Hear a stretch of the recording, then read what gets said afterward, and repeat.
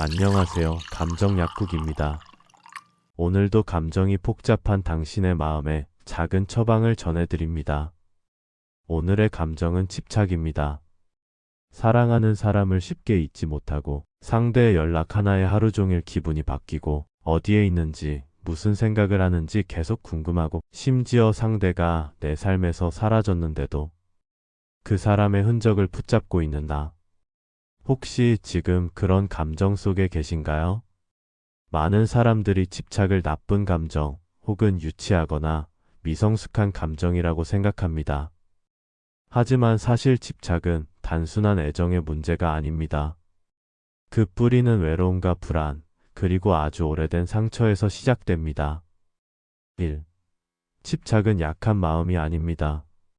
우리는 종종 자신에게 말하죠. 왜 이렇게 미련하게 굴지? 정신 차리자. 이건 사랑이 아니야. 내가 이렇게까지 해야 돼? 하지만 이 감정은 결코 어리석어서 생긴 게 아닙니다. 집착은 자신을 보호하기 위해 무의식이 만들어낸 반응입니다. 떠나는 사람을 붙잡고 멀어지는 사람에게 달려가는 건 사실 그 사람을 원해서가 아니라 그 사람이 떠나간 빈자리가 너무 아프기 때문이에요. 그 아픔을 견디지 못해서 우리는 누군가를 붙잡고 계속해서 돌려보고 확인하고 기다리는 겁니다. 왜 집착은 더 아프게 만들까요? 집착은 처음엔 사랑처럼 보입니다. 그 사람을 계속 생각하고 걱정하고 보고 싶어 하니까요. 하지만 시간이 갈수록 그 감정은 나를 점점 무너뜨리는 방향으로 흐릅니다.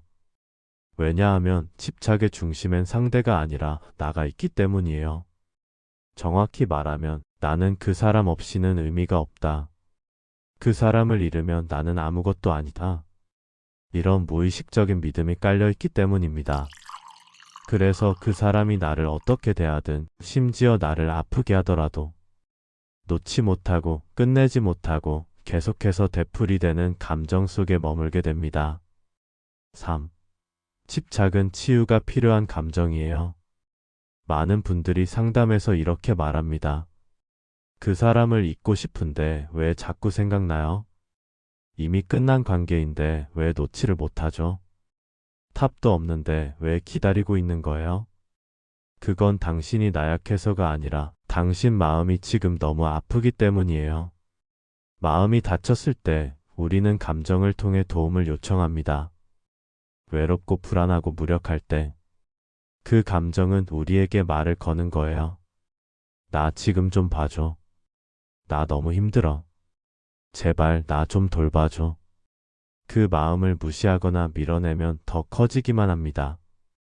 그래서 우리는 먼저 인정해야 해요. 그래, 나는 지금 아프구나. 외롭구나. 불안하구나. 그걸 솔직하게 말할 수 있어야 비로소 그 감정을 내려놓을 준비가 되는 겁니다. 4. 집착에서 벗어나는 연습. 집착에서 벗어나려면 그 사람을 놓는 게 아니라 나 자신에게 다시 돌아오는 것이 먼저입니다. 나는 이 감정을 통해 무엇을 얻고 싶었을까? 정말 그 사람 자체가 그리운 걸까? 아니면 내가 잃은 감정이 그리운 걸까? 그 사람을 붙잡아서 내가 채우려 했던 건 무엇일까? 이 질문들을 진지하게 마주할수록 집착은 서서히 이유 있는 감정에서 떠나보낼 수 있는 감정으로 바뀌게 됩니다. 마음의 안전지대를 만들어주세요. 집착에서 벗어나는 건 하루아침에 되지 않습니다. 하지만 아주 작은 실천들이 마음을 다시 건강하게 만들어줍니다. 혼자 있는 시간이 두려울수록 혼자 있는 연습을 해보세요. 상대를 생각할 때마다 나 자신을 위한 시간을 확보해 보세요. 누군가를 향하던 시선을 돌려서 내 감정의 근원을 돌봐주세요. 그리고 무엇보다 이 감정이 나를 부끄럽게 만들지 않도록 스스로에게 따뜻하게 말해주세요. 그래도 나는 지금 최선을 다해서 견디고 있구나. 6. 집착은 불안한 애착에서 시작된다. 심리학에서는 애착 유형이라는 개념이 있습니다. 우리가 어릴 때 부모와 맺는 관계가 성인이 되어서도 타인과의 관계 형성에 영향을 준다는 이야기예요. 특히 불안형 애착을 가진 사람들은 사랑을 줄 때 끊임없이 상대의 반응을 확인하려 합니다. 내가 사랑을 주는 만큼 그 사람도 나를 사랑하는지, 오늘은 무슨 생각을 하는지, 내게 마음이 식은 건 아닌지. 이런 사람들에게 사랑은 확신보단 검증이 필요한 감정입니다. 그래서 사랑을 받는 순간보다 사랑을 잃을까 봐 두려워하는 순간이 더 많습니다. 그 두려움이 집착이라는 감정으로 드러나는 거예요. 7. 집착은 이별 후 더 강해진다. 특히 관계가 끝난 이후 집착은 더욱 강력해집니다. 왜냐하면 이별은 그 어떤 감정보다 우리가 무력해졌다는 걸 느끼게 만들기 때문입니다. 내가 해줄 수 있는 게 아무것도 없다는 좌절, 다시 돌아올 가능성을 기다리게 만드는 미련, 과거를 계속 돌려보게 만드는 후회. 이 세 가지 감정은 서로 얽히면서 우리를 계속 과거에 머물게 만들어요. 그래서 많은 분들이 이별 후 이렇게 말하죠. 왜 그 사람 SNS를 계속 보게 될까요? 왜 내가 뭘 잘못했는지 계속 떠오를까요? 혹시 다시 연락 올 수도 있지 않을까요? 이건 그 사람이 아니라 그 사람과 함께 했던 나 자신을 잃은 게 아픈 거예요. 그때의 나, 그때의 행복, 그때의 안정감. 결국 집착은 타인이 아닌 잃어버린 내 감정의 잔상에 매달리는 일입니다. 8. 집착을 끊기 위해 필요한 감정 거리두기. 그럼 어떻게 해야 이 감정에서 벗어날 수 있을까요? 갑자기 마음을 딱 끊어내는 건 어렵습니다. 그래서 필요한 건 감정 거리두기예요. 첫째, 상대와 관련된 루틴 끊기. SNS 언팔, 사진 정리, 추억이 묻은 물건 치우기. 이건 상대를 지우기 위해서가 아니라 당신 자신의 회복 공간을 만들기 위한 준비입니다. 둘째, 생각의 자동화 멈추기. 문득문득 떠오르는 생각, 지금쯤 뭐하고 있을까? 그때 내가 그렇게 말하지 말걸. 이런 자동화된 생각이 반복되면 감정도 같이 소비됩니다. 그럴 땐 메모장에 써보세요. 지금 이 생각이 나를 지치게 하고 있어. 자각하는 것만으로도 생각은 약해집니다. 셋째, 감정의 증거를 기록하기. 오늘 아침 그 사람 생각이 10번 났고 지금은 3번이다. 이렇게 숫자로 감정을 관찰하면 나는 감정을 통제할 수 있다는 작은 자신감을 얻을 수 있습니다. 9. 집착이 지나간 자리에 자존감을 채우세요.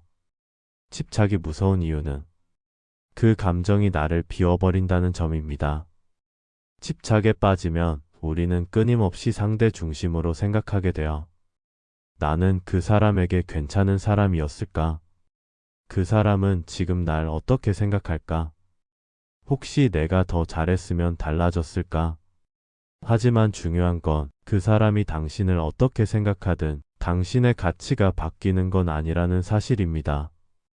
당신은 누군가가 사랑해줘서 의미 있는 존재가 아니라 그 자체로 이미 소중한 사람입니다. 집착이 그걸 가리게 만들 뿐이에요. 그러니 다시 당신을 당신의 중심으로 데려와야 합니다. 하루에 한 가지 나를 위한 행동하기. 감정을 부끄러워하지 않기.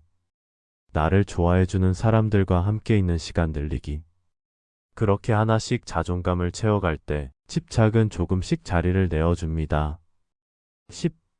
마지막으로 집착은 상처가 말을 거는 방식입니다. 집착을 부정하지 마세요. 그 감정은 당신이 나약해서 생긴 게 아닙니다. 그건 당신 안에 아직 돌봄이 필요한 마음이 있다는 신호입니다. 나는 지금 외로워. 나는 여전히 사랑받고 싶어. 나는 스스로도 나를 잃고 있었어. 이런 말들을 마음속에서 꺼내어 스스로에게 해주세요. 그때부터 진짜 회복은 시작됩니다.